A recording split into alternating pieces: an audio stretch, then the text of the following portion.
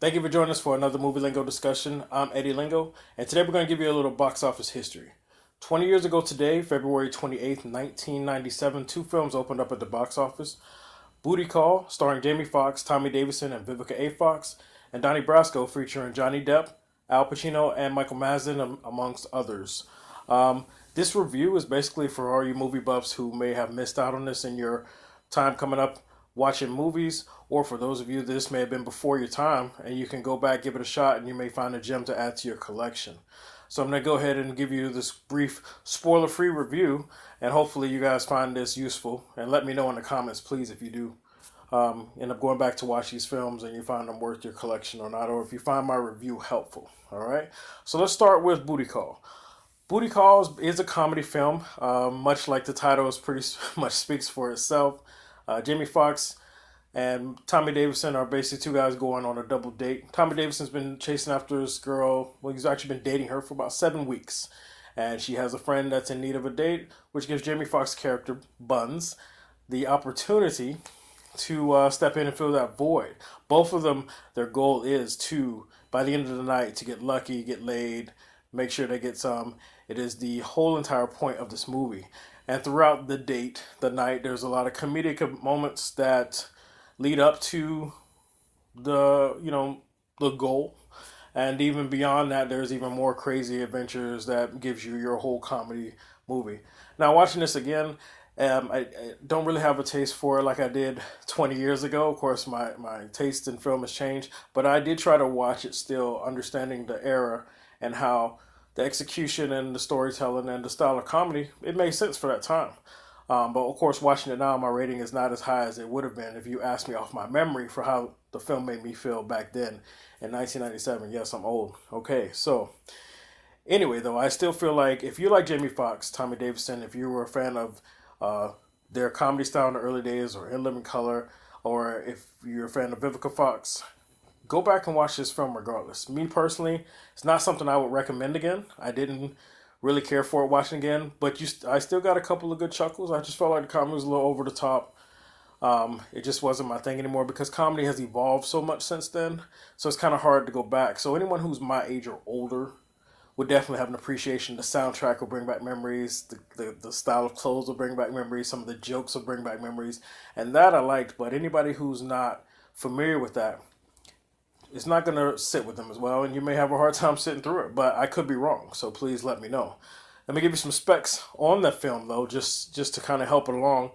Booty Call opened up at number 4 of that opening weekend, and which is actually not bad because that was during the era of the special edition re-release, theater release to Star Wars and Empire Strikes Back. They were still running strong in the box office at both slots 1 and slot 3. So for them to get number 4, it's not bad. The budget for the movie was $7 million. Opening weekend, it made $6.4 million, which is sounds good to me. I mean, if I make a movie for that and a profit open weekend, everything else is just extra. So they definitely did well with that, scaling how much to make it and what they expected their target audience to bring them. And overall, it made about 20 million. It didn't have a foreign release, so it was just 20 million domestic, but still 20 million versus a $7 million budget sounds good to me. Overall, it played on 1,272 screens, which is a fairly widespread opportunity for it, so that was good. If I had to rate this film based on me just now watching it, I give it a 6 out of 10. If you were to ask me 20 years ago, I probably would have gave it an 8, but times have changed, I've changed, and I'm being honest based on how it makes me feel now versus how, thinking of the audience that's going to go back and watch it now. So I think 6 out of 10 is pretty fair. Let me know how you feel about it, in the comments and everything. If you do go back and watch it, if you like it or if you disagree, please keep me posted. So now that moves us on to Donnie Brasco. This film, Donnie Brasco, starring Johnny Depp, Al Pacino, Michael Madsen, and a few other good actors, is a true story. Let's see here. Johnny Depp, yes, sorry.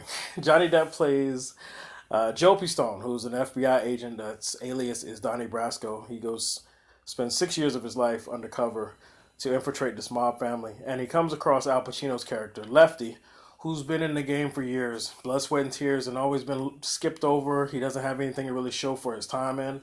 So he's got some resentment, and he's got this overall goal to make sure he changes that. So his guard is down, and he comes across Johnny Depp's character playing this jeweler who doesn't really know much, who's eager to learn more. He takes him under his wing and he lets him in with his guard down, and the story continues from there. I'm not gonna give you any spoilers. I think this movie though is definitely worth watching. It's really good. It gives you everything: comedic moments, mob action, family drama.